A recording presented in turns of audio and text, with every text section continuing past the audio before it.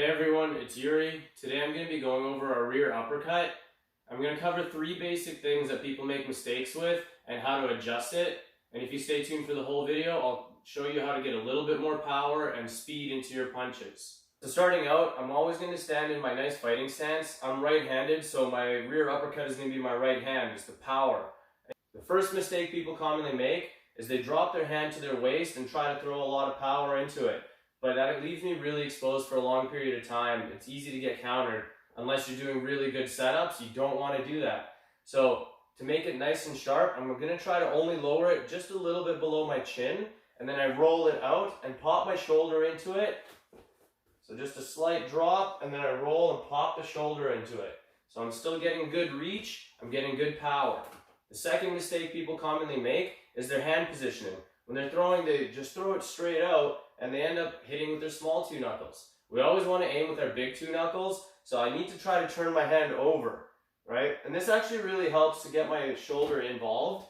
So when I throw and I turn, I always feel like my shoulder is able to get covered a little bit better. The third mistake people commonly make is their balance. When they're throwing their uppercuts, they're either falling into it or they're going to be falling backwards and raising their chin.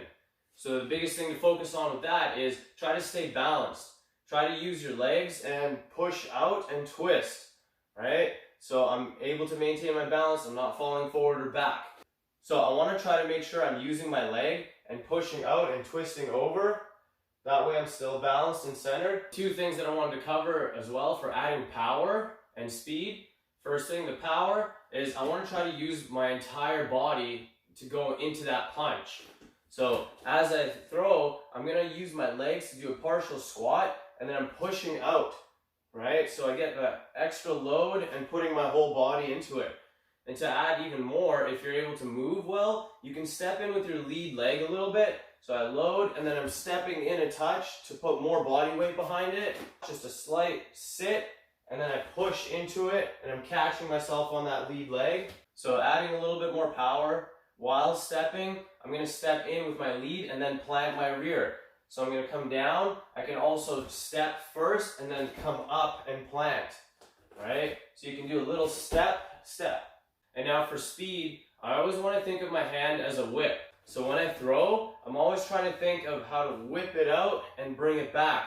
So I need to try to be as loose as I can with my entire body, but learn to fire everything in the proper order. So as I extend properly, I'm learning to fire my whole body one piece at a time and whipping it out. So the looser you can be with this, the easier it's going to work for you. You don't want to be flexing super hard and being really tight. Hopefully that helps you guys out. And if you enjoyed the video, drop me a like, subscribe to the channel for more content. I'll see you guys at the next video.